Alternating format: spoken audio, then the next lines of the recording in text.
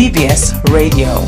This is where we speak with great and regular Dominicans who will speak about their experiences, failures, and achievements. From doctors to politicians, to sanitary engineers to the average man on the streets. Your story is a part of the Dominican story. And don't forget, within the Dominican story, we all have a Maria story.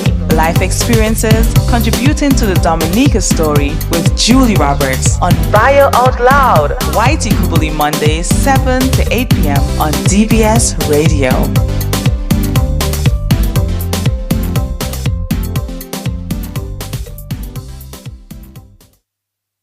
Bonsoir, bonsoir, bonsoir, Dominique. Good night, Dominica. Good night, world. Good night, the northern part of the island. We're in the building again. I have a northern man with me. Kifek to my Arabic following. I was told that my Arabic following is large. Just this week, somebody met me and they said, we listen to your show. I appreciate all the support from everyone. But this is Bio Out Loud. I'm Julie Roberts, part of the YT Kupali Mondays on DBS Radio. Bio Out Loud is where we speak to normal Dominicans, politicians, doctors, engineers, anyone about their life story. So I know it sounds like give it to them out loud, but it's basically biography out loud. So c'est pas bio or bio cool, bio is give them your life story out loud. So bio out loud. This evening we have another great guest here with us, Mr. Clement Marcellin. I hope I'm pronouncing your is a French name. Is it French? Look at that. Marcellin with us. And it's always a delight when we have a young man and he can share with us. We know men tend to shy away from the positive public light. So welcome. It's lovely to have you here with us. If you're listening via radio, good evening and welcome. And if you're on the radio but you want to be in studios with us, you can just hop on over to the Facebook page, DBS Radio, and join us on the Facebook Live. I'm not sure if we're live as yet, but okay, yes, we're live. So you can follow us also on the Facebook Live to see my guests and to just be in studios here with us. Good evening, Mr. Marcellin. How are you doing? I'm all right. How are you doing? I'm perfect, and I'm so happy that you're here. It's always a pleasure. I also want to say good evening to all the listeners and viewers as well of the show, and it's always a pleasure being here to really expose myself, as you indicated, to say who really I am and what values I stand for, and maybe just people getting a closer look of who is Clement Marcellin. So it's always a pleasure, and I look forward to a great discussion. All right, careful when you say a closer look, because not one person, when I said I had Clement Marcellin on my show, wasn't talking about the look. But we'll get to that. So, Mr. Technician, I'm being told that they're not seeing us live on Facebook. So just bear with them. Technicians, bear with our technicians. Okay, so where do we begin? Let's begin very basic. I know we don't have a lot of time. We normally just have an hour to get the life and times of a person. But the first thing I would like to know is, what is your earliest memory? Well, my memory takes me back to preschool years. I can still remember the color of my kit, but what I remember vividly is that at one point I was sitting on the jelly tree in the yard and trying to home a nail through a piece of board while my father and a close friend was trying to lay out the foundation for the bakery, and they had a red base, and that's with a line level. My memory cannot go further than that, and I think I was about 2.5. That's impressive. That's long enough. So I remember recently was talking to my dad, and I said, well, I remember that, and he was like, what? Yeah, I remember that. So I was telling my guests last week that I find it so impressive that people can remember these things, because I barely even remember primary school. I barely even remember primary school, so it's impressive that you can, remember something like that. Okay, so who are your parents and where did they grow up? Not you, but where did they grow up? Well, my dad is Clement Marcellin Sr. My mom is Veronica Marcellin, and both of them were raised in the village of Penville. Okay. What you may not know, that I was born in my parents' house, in a room that I woke up, and went to bed for 28 years before I left that room. So I was fortunate enough to live where I Wow. was born for a long while. I wasn't lucky to be at the hospital or have Was there the a reason for nurse. that? Back back then in a rural community, the public health services were not really as updated as they are today. Hmm. I am. I may look young, but I am of age of that age. I'm not gonna say it, but we'll get there. So you were born at home. Yeah. That's quite interesting. I mean, in today's day, we now have. So we went to the hospital birth. Everybody want Mm-hmm. to go to the hospital, but now we're back where you see celebrities doing all this home Home birth birth, and yeah. everything. So when you say, oh, it's back in the day, Yeah. but now it's something that's actually coming back. Yeah. I don't know if it's the intimacy of it all or what it is, but a lot of people actually advocating for home birth now. So Well, those who could afford it, it would serve as an advantage for them. But definitely. really and truly, you want to be as close as possible to all the modern equipment to ensure that after 9 months, that baby doesn't really come to an unfortunate end. So, Well, you turned out yeah. well, so you're here alive and kicking. So, okay. So, do you have any siblings? Yes, yes. Within the confines of marriage, my parents have four of us, so I have three. Mm-hmm. And my dad before was a little busier. he has two. He has two. Yeah. All right. You don't just have to answer like a question and answer. It's okay. You Yeah. can make conversation. Right. All right. Okay. We just want the people to know more about you. Yeah. Okay. How would you sell your hometown to a visitor? Well- So for someone like me Uh-huh. that maybe have never been to Penville, I'm still trying to figure out the difference between Penville and Because? Vacaz. Yeah.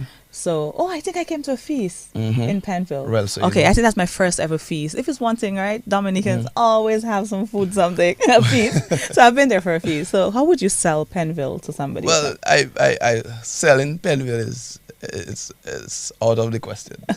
You know what I mean? I mean, I know what you mean, just so that we could go, so you can Yes.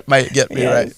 I may be able to lend it to you for a while, or invite you there, but to gain ownership of it, no, that village is too dear to me. So, but anyway, let's get back to the real thing. I think one of the most important points as well you have brought up, we can boast of one of the largest feast village feast, but really, it's a very scenic community with many natural features that we can boast of. We have the Cold Soufriere, we have the Dimitri River, we have the Boine Falls as well in that particular community. But if you're traveling on a bright day, you could have that picturesque view of the French islands. You have Guadeloupe, Les Saintes, and Marie-Galante. At night, it's very lovely. On New Year's Eve, you could stay there. You could be on the main road and look at the fireworks on the French islands. Wow. And at times, if you're lucky, you could just look at the ocean and see the whales passing by. So it's a very lovely community. But I feel most like you're of all- overselling. I feel like you're Well, overselling. the This last- the sounds last- too good to be the, true, the man. last thing and the most important thing is the people. The Yeah. lovely, friendly, caring people, and I'm always so ever proud of them. Wow. Okay, so I've been to Cold Soufriere and I didn't know that was in Penville. So Mhm. I've been there. All right then. Okay, I've been there. I actually love Cold Soufriere. Yeah. Wow. Okay. Well sold. I would like to borrow it for a little while then. All right, that we can have. And I really like the fact that you said that you can see the view is actually really good. Yeah. There, because but I didn't know you could see the French islands so clearly that you could actually see. Yeah. Okay, that's great. Yeah. All right. So, what was it like when you were young? You just said that your parents were married, so I Mhm. collected that much. But what was it like financially, or first, tell me what was it like financially in your household? Did you have to go to school without shoes, or didn't have television, had to look through the neighbor's window? What was it like? Not really. Going to school without shoes was a matter of choice. Okay. And let me just delve a little further into that. My mom was a teacher. She taught for 41 years. My dad was a baker. He is a farmer, a mason, and he is now a pastor of a church. So, growing up, well, he was a bus driver as well. So, growing up, we never really lacked, but we understand the struggles of the individuals within the community. I remember going to school and I would have to tried to use the same plastic bags. Although my mom would buy the school bags, but I'd leave home with my plastic bag and hide that school bag somewhere so I could blend in with some of the kids at the earlier age. Then the shoes as well. You remove your shoes and walk barefooted because some of the individuals were doing the same thing and you want to feel part of it. So it was always a fun moment growing up with the individuals and friends from my family. And we're taught, though, that no matter what situation, we always have to look out for our brothers and sisters, our friends. Always try to be part and parcel and not try to be or to appear that you are in a better position. And mommy always used to try to home that in.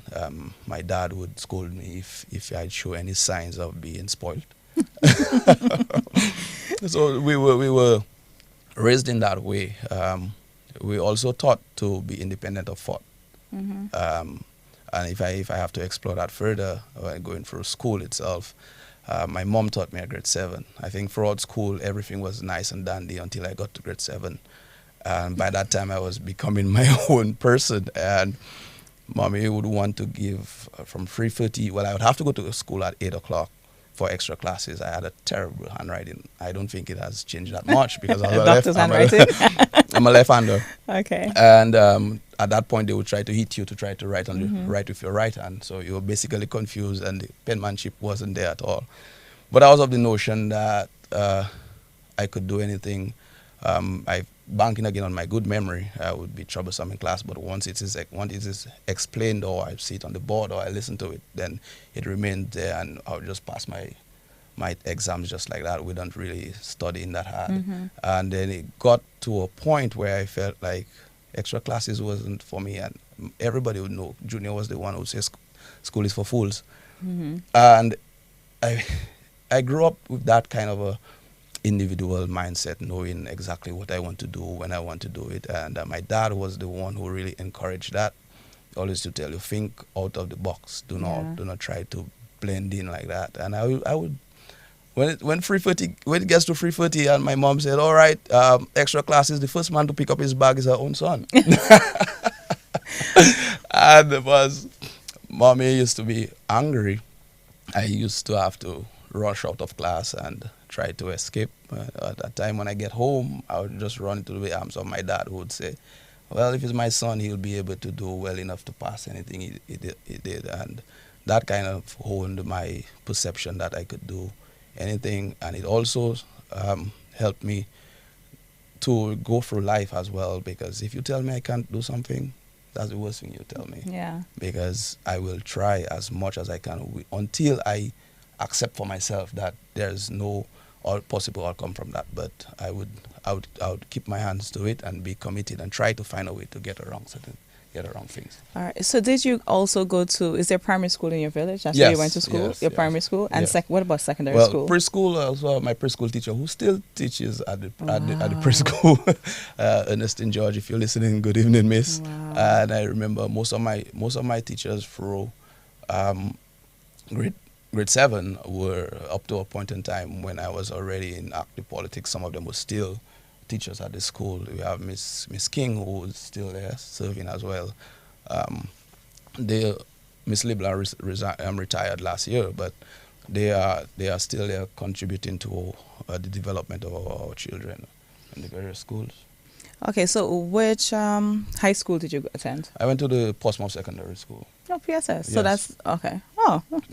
okay. So, okay, this is one that I always get a weird answer for, but what memory stands out in your adolescent life? All right. Were you a troublemaker? You look like you just had a mind. Your mind just went, boy, which trouble should I say? tried to filter through it. Huh? I think it was the day when I got my first job. In your adolescent life? Mhm. Oh, tell us. My first job, which was really to go pick some pears on my father's farm, and I got paid $5, and that was that was interesting. My dad said, "You know what? You want to make money?" I said, "Yes, Dad." Uh, here are some pears. Here's the pear tree. You're going to climb it, get the pears done undamaged, box them, and then get them to your aunt who's going to sell it at the market. And boy, that was hard work. That was hard work at that point in time. So how do you get it undamaged? Like, so that means you can't throw it to You the can't throw it ground. to the ground. Okay. So you'd have, and there was a technique that they would use a bamboo with some bags around it and thing. But for me, troublesome me, I just climb up with a bag and sling it across my back and try going to the edge of the branches. Boy, you know, and if you know any story about pear branches, they don't hold weight that well. So a couple of them broke, and but I got the job done. So it was interesting to see the returns at that point in time. I said, okay, so that's how you could start, you know, and you get better at it. You get better at it, and you keep doing. From pears, then it moved to doing vegetable gardens, and then doing planting dashings, and that was the first job that I had at Farming. at a very early age. Planting dashing. I still Wow. do farming. Okay. So. So you're at that point. Are you still in high school? At you're that still in point, high yes, school? I was still in high school. I was still at PSS. When And you most times when we would have, like, there would be Dollar Jam during the independence celebrations, and any break from school, Clement would get into the school compound, get the register, and then head back home to his farm. I started driving at the age of 11, and by 15, I would have already, when I know on those days, take the van.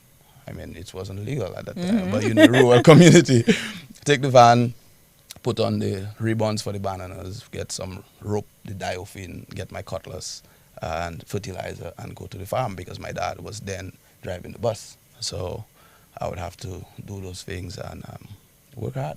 do you think that you learned that sense of responsibility because your dad was the jack of all trades? Do you think that you actually try to emulate him? Yeah, all the time. And he was always the one to quote that scripture, you can do all things through Christ who strengthens you. And he always used to tell me, son, you want to go somewhere, no one is going to take you, you got to push. And I think I learned that well. And I did so many different things, tried businesses, tried other ways of generating income. And it helped me to get a broader sense of life at a very early age, and also helped me to be able to communicate with individuals, understand the plights of the elderly, the older people in the community, and be more entrenched in the community service and towards the advancement of those who you think have the potential to get there, but they just need a little nudge as well. Okay, so you're now graduating from high school. What age did you graduate? I graduated at 18. Sorry. At PSS. I left Yes. PSS at 16. 16. Yeah. Okay. I graduated college at Clifton Divinity College at 18. Okay, so what I was going to ask is, did you have in your mind, you knew who you wanted to be, what career path you wanted at that point? What were your thoughts? Yeah. At one point, I wanted to be an attorney at law, and then that quickly shift to a marine biologist. Okay, And I actually then- wanted to be a marine biologist too, but I couldn't swim.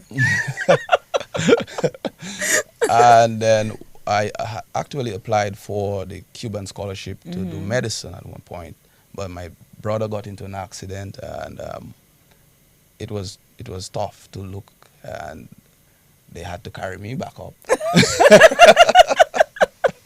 So yeah, they went over that cliff right down into the valley, Ooh. and here am I running down towards to ensure that my brother is okay, and then I saw them carrying him up, and his arm was just loose, no control. He had a big laceration on his face, and all I remember is hearing another person saying, "But Junior was there too then." So the thing is, when I do understand, I passed out and they brought me up, and I couldn't I couldn't face the trauma. So then we see the at the table, the family said, "Junior, you sure you want to be a doctor?" Said, nah. So It gets easier though. Yeah. You start with frogs and Yeah, stuff, and but then it pushed me into the field of then I got interviewed for environmental science, to be an environmental health officer, and I think that's where my passion. So that's before you went to college? Hmm? That's before you actually No, I'm enrolled? just going into Oh, the okay. discussion. Yeah. Just Okay, into the discussion. so when you went to State College or Clifton Jubilee College, that's before Yeah. it became the State College? Yeah, I actually went to both. Oh. So I They did. transitioned while you were there? No, I did natural sciences. At first with Edgar Hunter being my biology teacher, and I moved around with certain geography teachers as well. So I did biology and geography, and then I registered into the Free Step program that was done by the Pan American Health Organization, and was able to get a associate's degree in environmental health science, and that is where it opened up my true passion at that time for environmental sciences. Okay, so I don't want to skip over anything, but I know you studied environmental health. So did that happen right after college? Right after college. I think So- it's about 6 months after college. Okay, so how did you prep for that? For there are tons of young people who, well, like you said, initially you thought school was not your thing, Yeah. but then you got to the point where I'm trying to figure out who I want to be, what I want to be, and then you were between things. How did you decide I want to do this and I'm leaving the Commonwealth for the first time? You left Dominica to do it? You To went do- overseas to study for college? Environmental health? Yes. No. Okay, so how did you transition from this is who I want to be to this is where I'm going to go? Well, at that point in time, my studies were in biology and geography, and when you look at the issue of the environment, geography comes to the fore. You look at health, biology comes to the fore. So I felt at that point in time that was a good area that I could develop in, and I just gave it my best, and it took me places that I would never forget. It took me into really going and meeting the ordinary man, because it takes you from the fancy meetings down to the areas where you need to put health interventions to ensure that the lives of individuals are improved, and it gives you a good snapshot of the disparity that exists between various circles of or different people on the island. At that point, I worked at the district. My first place was those memories can never be erased. Where I worked at the Vale Castle Center with Nurse Honore and Nurse Victoria Joseph, who has since passed, as well. Nurse Stella used to always be there with us, and we really had very good moments at that. Also, I remember at the department, my first supervisor was Ferdinand Carbon, and this lady really helped me to move forward, as well with Raphael Joseph. And the whole staff, everybody was just looking out for each other and pushing us and challenging us to really do better in everything that we do.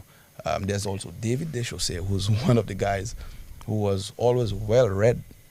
And he used to say, Marcellin, if you want to go places, you have to read, boss. And he kind of instilled that insatiable appetite for reading as well. So what's the most memorable thing that you've seen throughout your career in environmental? It could be tragic, it could be bad, it could be good, since you, No, the most memorable thing was actually being spearheading the response for chikungunya, which was a nascent virus on our island. And I was the senior environmental health officer responsible for vector control at that time. And I had to lead the charge on that. And we did very well in comparison to our neighbors, and that took me. Hey, I was your neighbor. That took me to a lot of places to really have discussions, and I remember the data that we were gathering under my stewardship was still being used for health and climate programs, and it was a very good moment for us as a country, when you have individuals from the Pan American Health Organization really publicly commending us on the work that is being done.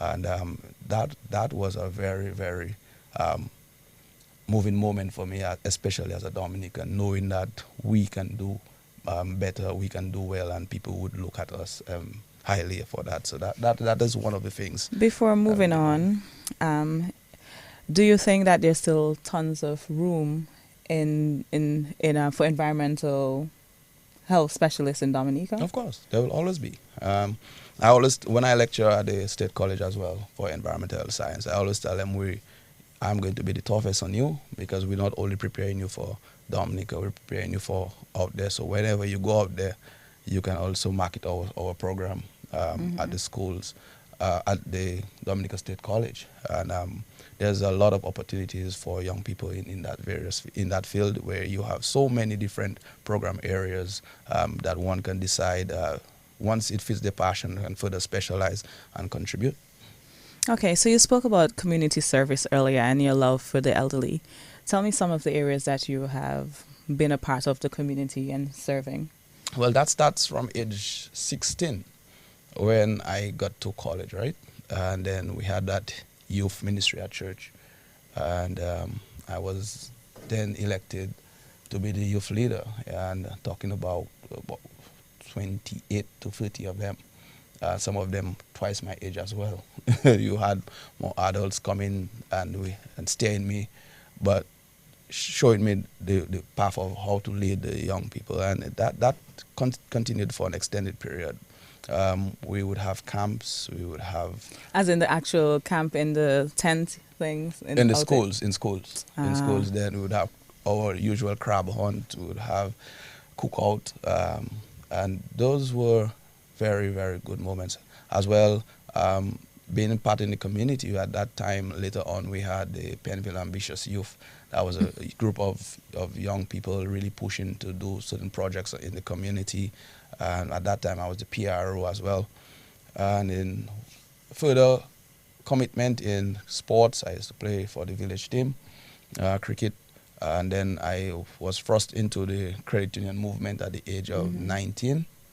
And I've never stopped. I've never looked back from there. I'm still, currently I'm a director on the National Credit Union.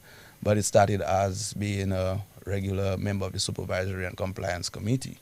And with people like Hemod Leslie, who were retired teachers, there was Lawrence Brumant and Cyril Thomas. These guys really hold me. And I remember Cyril's at the following year when we up for election, they say, we're going to throw you into the fire bus. Let's see if you can swim. You're going to be the chair of the committee. And these were men that were 60 odd year retired teachers. You're still in your 20s at that point. Yeah, and they really entrusted that into my hands and really helped me hone my skills and pointed me in the right direction. You've been affiliated with a lot of financial institutions. So I would expect like budgeting and banking and saving and this kind of things would be so budgeting. Let's hope we get that right. Budgeting, saving, and credit unionism. Okay. Because when we go to banking, we're going off tangent. Okay. I am more. I think if I keep saying that, if I own anything, more than 90% can be attributed towards the credit union movement. Really shaped my life in many ways than one. So that's what I was going to ask you. What would you tell a young person when it comes to that kind of thing? Because, very often financial literacy isn't taught in our families, especially when you come from low-income families where ends had to just be met. You're not taught financial literacy. So as a young man and being placed in that arena, what advice would you give to young men or young people for saving? The first thing I would just do, and it's simple, join a credit union near you. Look at him just, seriously, because from once you enter that door and you become a member of that credit union, you would have trainings, you'd be open to various opportunities, you would be nurtured and one of the tenets of the credit union is frugality. So it really helps in having people to understand the importance of saving and how you could build from that position. So it is, and then again, there are saving credit unions in various primary schools. So it goes further than that. And and from the primary school. Primary schools, yeah. Okay. So you are able to grow from there. That's the easiest way to get it. But likewise, every person should understand that money is a resource. And if you have a lackadaisical approach towards it, then you're actually going to waste your resources. So you have to look at it in various ways and prioritize where you spend and ensure that you live a comfortable life as well, because you don't, it's of no use to have all the money in the bank and you are seeing misery. But as well, it would be foolhardy to use all the resources and then later on only to find that you are caught in a bind. So it's a balancing act that individuals have to learn to do for themselves. Okay. I want us to continue, but very often I forget to read my Facebook comments. And we just want to thank everybody who's on Facebook with us this evening. We have somebody saying very good with what you did. We have people just saying that they're listening. A lot of people listening and watching. And congratulations. I just saw somebody, great interview. Never forgetting the small village of Penville that groomed us for the life ahead. So I guess that's a fellow, how do you say, Penvillian? Yeah, Penvillian. two of them. So yeah, Penville is in the house. Yeah. Good evening, Penville. Yes. I didn't want to say good night. I said to the north earlier because I wasn't sure if you were from Penville or from Vacaz. So why weren't you that sure? Because I don't know you. I don't know what you're here so we can know you. We're here. So good evening to Penville officially. Yes, good evening everybody. Good evening. Yes. And somebody said big up to my auntie Ernestine. Yes, that's Yasmina. Okay. Yeah. All right. So we shall continue. All right. So I also saw that you are now, I think, the vice president, or you used to be the vice president of the cricket? Vice president of Dominica Cricket Cricket Association. Okay. So also serve as a director on the Windward Cricket Board as well. So how did you get into cricket? Was that always a part of you from childhood? And yeah, interestingly, I wasn't the most talented cricketer. Yeah, I think it came on me late. But playing with the likes of Ken Jean and even Senator, now Oscar George. We would have Fabian Etienne and Phoenix Thomas. Those were the very talented guys ahead of me, and would always struggle to make the team. I remember myself and Vincent, who is now one of the national strike bowlers for the national team as well. We would be the tail enders in the team, and really the commitment, coming to the park, cutting the grass, rolling the wicket, and you have to do it yourself, chip in to buy the balls, and it really helped us to form that bond with each other, and we kept moving and pushing our community forward. But we never had it really organized as a club. We'd have, once we leave the village team, then we'd have to play for Nagico Stars, which is in Portsmouth, which is the club. And I felt it fit that to give the other young guys, because at one point there was so much talent that I got left out, so I had to go to another community to play. And I decided, let us create an intermediate team. And I remember asking Phoenix about that, and Phoenix said, sure, bro, that may be your talent to do. We may not be able to do it, but you can look into that. And then I registered that intermediate team with the money that I had to pay my nanny for my daughter. I registered the team, and obviously you don't get the money back, but registered the team, and that year we came out, we were runners up in that year, and it still exists, and we just keep moving and offering that opportunity for young people who have the talent to be able to play. So yeah, and that got me onto the National Cricket Board, and I guess fate had it that people would observe the talent that I'm endowed with and get me a little higher into the. So you're more of an organizer than a player. Well, I still play. But you don't play as well as you organize. Well, I can play. I play within my own strength. Okay. Yeah. All right. So you spoke about your daughter, and I read somewhere that maybe she has most of your talents, and that's the most interesting thing. So I don't often ask people about their personal lives, but we cannot bring you. I just saw somebody said my brother, and somebody said, oh, I didn't know you have a handsome brother. We cannot leave behind Clement being known for his good looks. Has that ever really affected you? Yeah. I want to ask in a positive and a negative way. Do you feel like it ever rubbed your ego so much that it messed with you, or no? No, I'm kind of a humble person, so you're a the humble ego person. part of it, nah. Okay. I think everybody has a right to constructively criticize, and everybody also has the right to say whatever they need to say. Okay. What I have the right to is to determine whether it's my reality or not. Mm-hmm. And Your reality, whether or not you're handsome? no, whether what they have to say about me is what actually exists. So, Okay.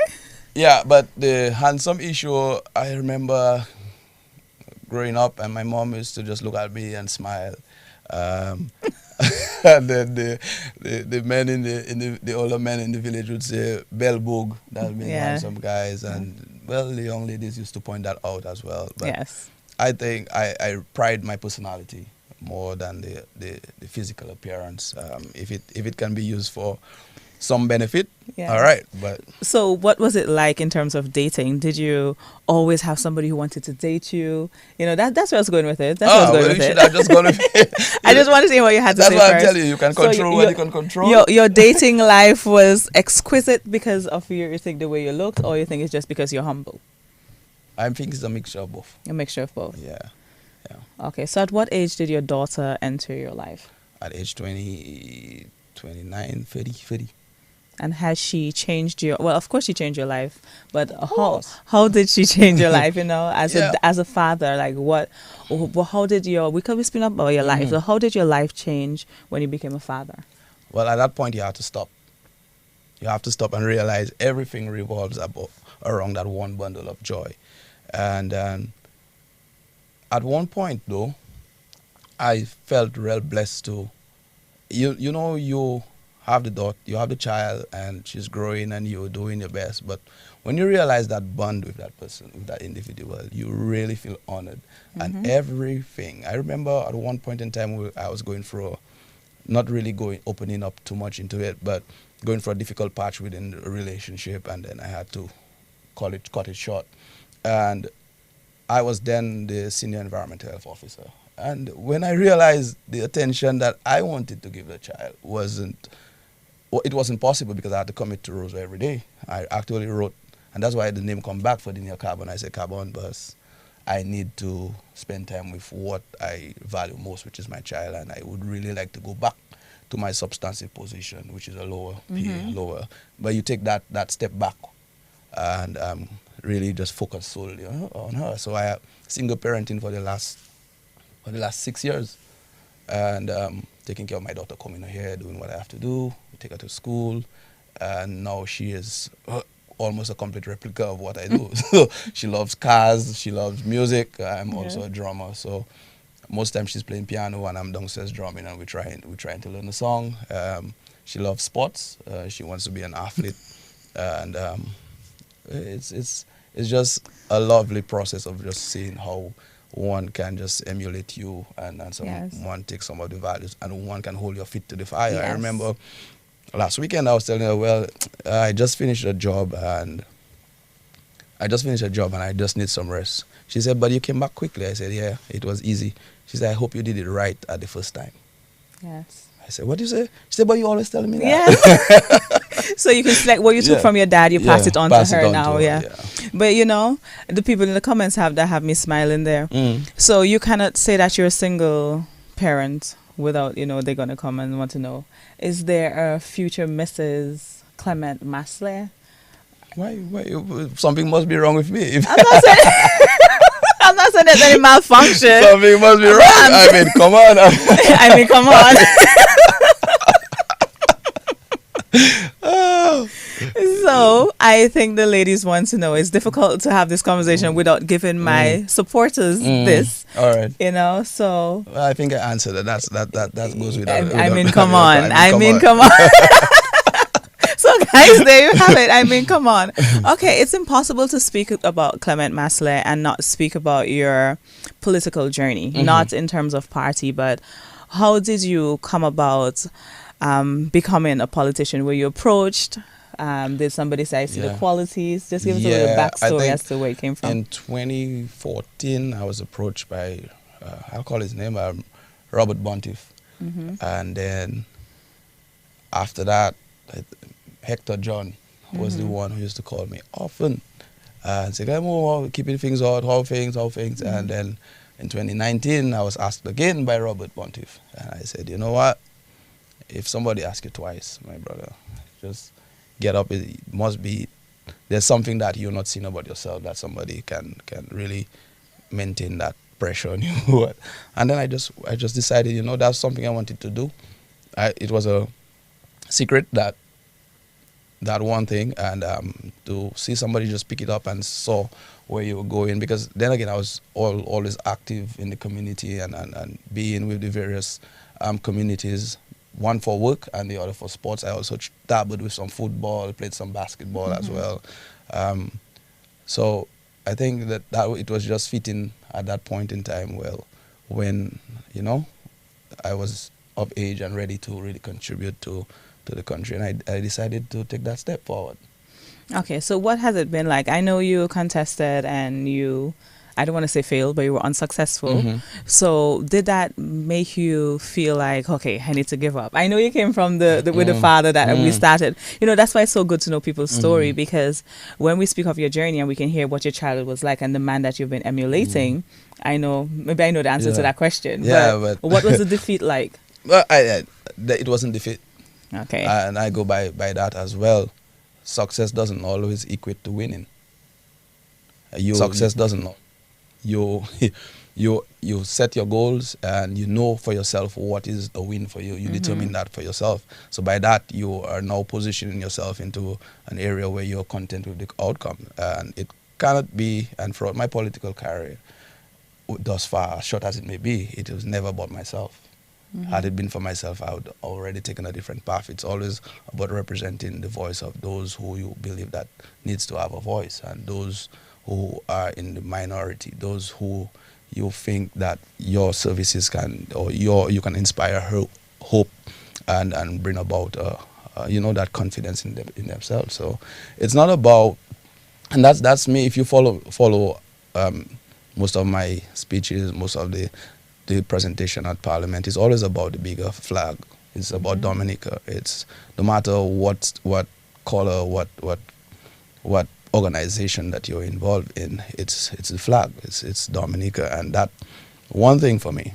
Once it gets to my country, anybody will know Clement will give his best. Yes. It's always about country. It's not about party or anything. It's about the people that you share that particular space with and you're so proud of.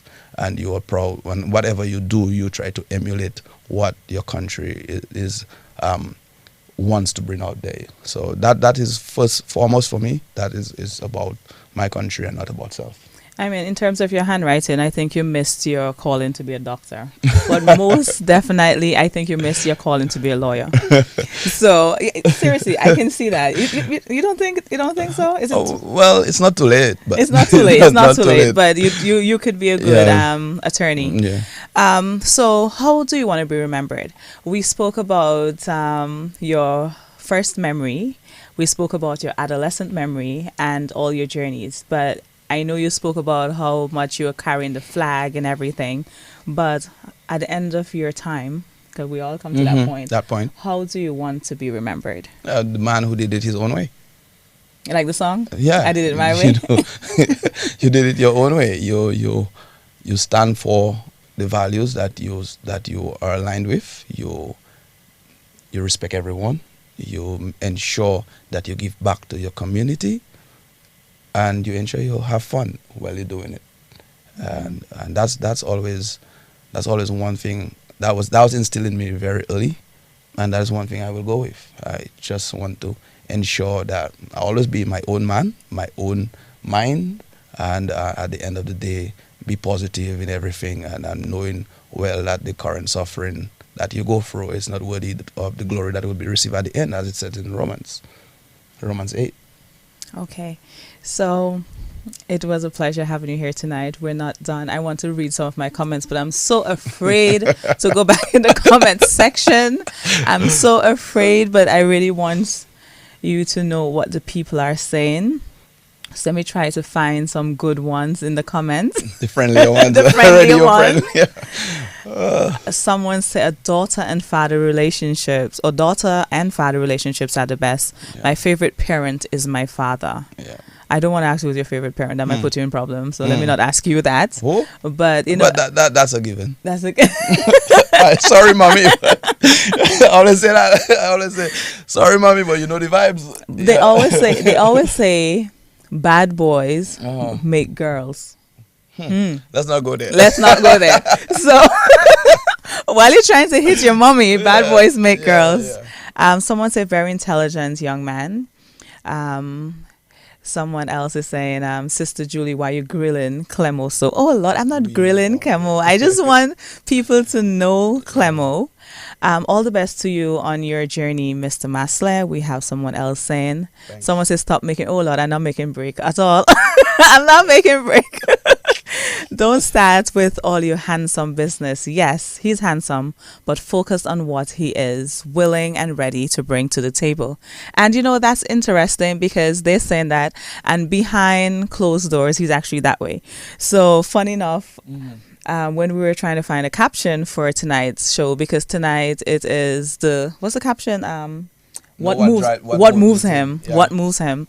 We really wanted to go with something a little superficial so we could go deeper. Are you going to say what? And it was a pretty boy in politics, and then it was just a pretty boy. Yeah. And Clemmer was like, you know what?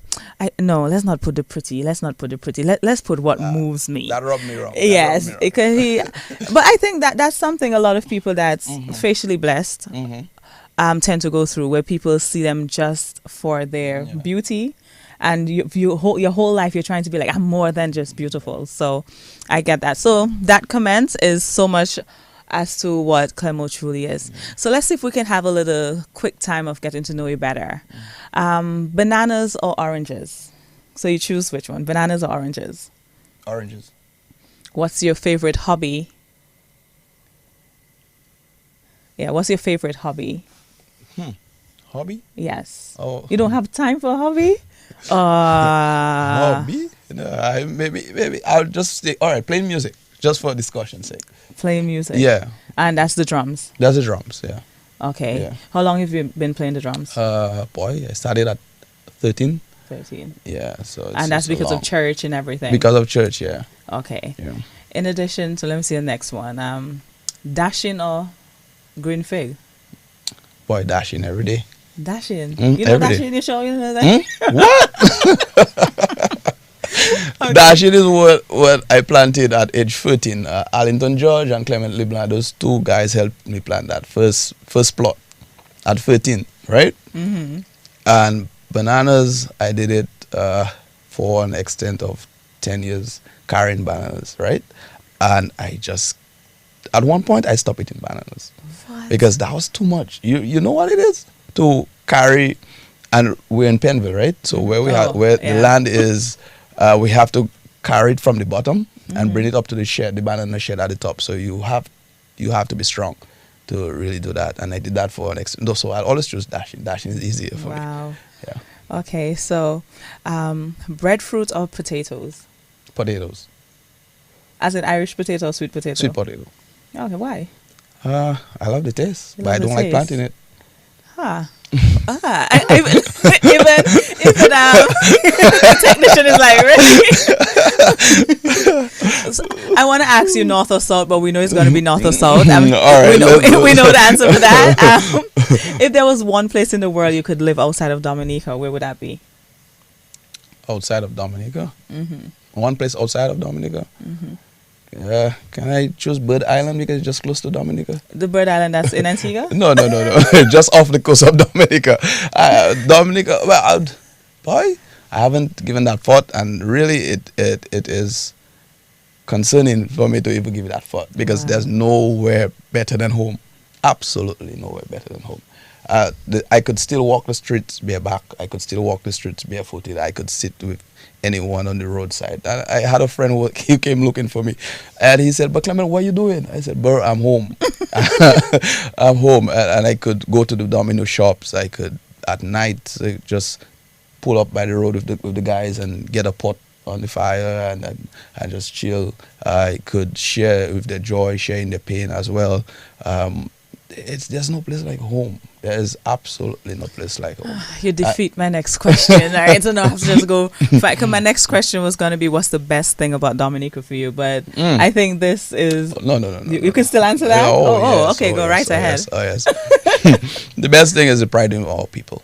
Okay. That is the best thing. You walk and you see a Dominican, and it's just, for me, it's always a fortifying thing to remember that your people are strong, your people are brave, your people are the ones who could stand up in adversity and come together. Our language, we are very caring people, and you don't get that anywhere. You don't just see that like there's a conscious effort to do it. No, it's just a part of us, and I wouldn't trade that for anything. So you speak Creole? Sorry, I didn't mean to just end your whole answer. But when you said all that, okay, so you speak Creole? Fluently. Yeah, so most times, you mingle with those who are of age, and you speak the Creole. And sometimes I go to my friends at King's Garment, and we just sit there, and somebody say, "Who's nice here?" They tell me, "You're a Haitian guy as well, man." I say, "No." He said, "But you speak Creole so fluently." And, some would say it doesn't appear that way, but yeah, I enjoy speaking Creole. And you've been passing it on to your daughter?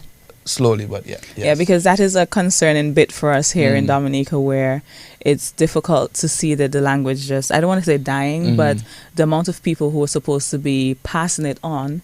So even if I wasn't raised here, I speak more Creole than some of my friends who were born and raised here, because they just felt like this was the language that they were told not to speak, because, Yeah. So, yeah.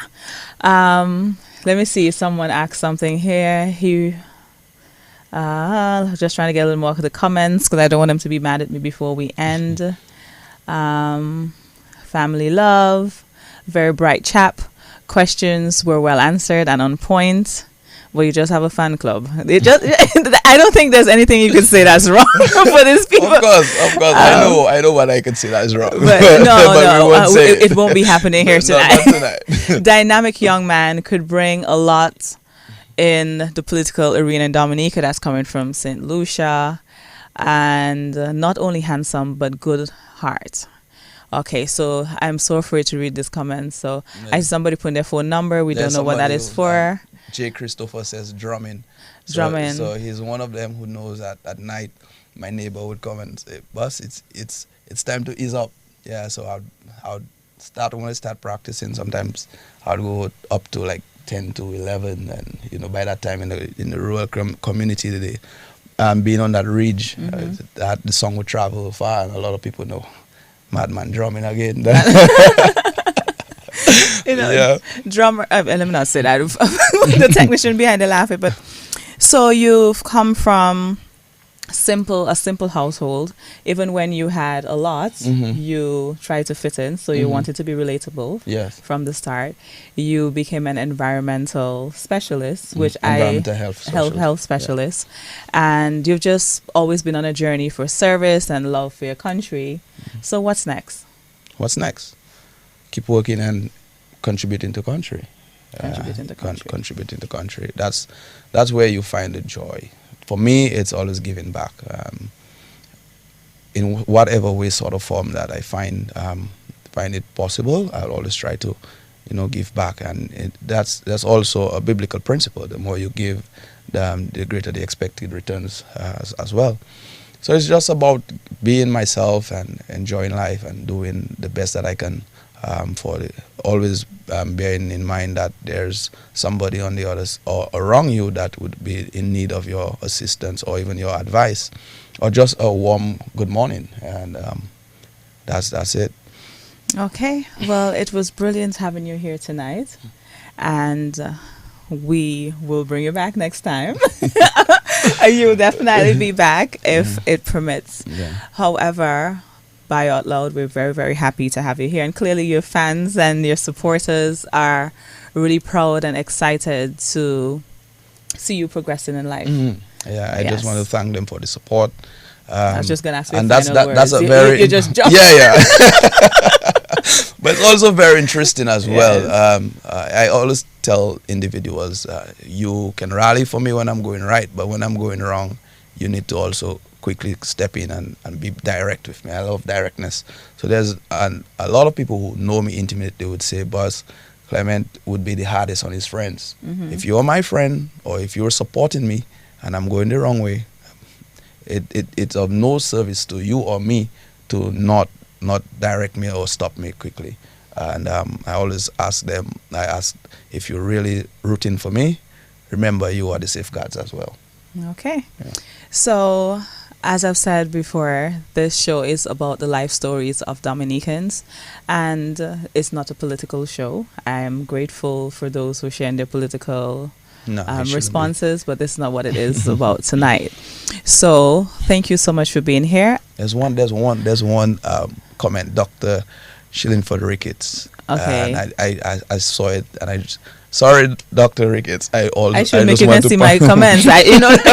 Yeah, because one of my main mentors, right, is Dr. Paul Ricketts, who has since passed, and he was the one who really pushed me to be the best that I could be, especially in the field of environmental health. We share that great bond, that great relationship. He was one like a father figure. I would always say, I expect the best from you. He would say, shoot me an email at 4 in the morning, and if 2 hours has elapsed, he would pick up the phone and say, young man, you cannot get to where you want to go if you are not up that early. Yeah. Oh, wow. That's a very his memories will live on for a lifetime. Yes, for sure. definitely. There are certain things we share intimately, but that's exactly what it is. At the end of the day, everyone may feel like they know a particular person, like everyone may think they know Clement Marcellin. However, at the end of the day, that person's life story was not told, and I think that's what we want. So everybody may know you as a politician, as the handsome guy or the guy from Penville, but tonight we're very happy that you could come here and unfold from childhood to now on Bio Out Loud. Well, thanks for the opportunity. Although the half has not been told. Yes, half the story. I know, but I think if in another setting you'd see the clong side of me, but that's. Well, thank you for the professional young man who sat beside me. I appreciate it. And everyone, again, thank you for your support. Everyone in Radio Land and the 778 ones on Facebook Live. This is DBS Radio. And remember to follow DBS Radio to receive all the updates, all your updates on the nation. I am your host, Julie Roberts, and this was another episode of Bio Out Loud with guest Clement Marcellin. Until next week, Monday, 7 to 8 p.m. on Whitey Kubuli Mondays. Thank you so much for being here, and God bless you. Join me, Julie Roberts, on Bio Out Loud every Monday, 7 to 8 p.m. on DBS Radio. This is where we speak with great and regular Dominicans who will speak about their experiences, failures, and achievements. From doctors to politicians, the sanitary engineers to the average man on the streets. Your story is a part of the Dominican story. And don't forget, within the Dominican story, we all have a Maria story. Life experiences contributing to the Dominica story with Julie Roberts on Bio Out Loud, Whitey Kubuli Mondays, 7 to 8 p.m. on DBS Radio.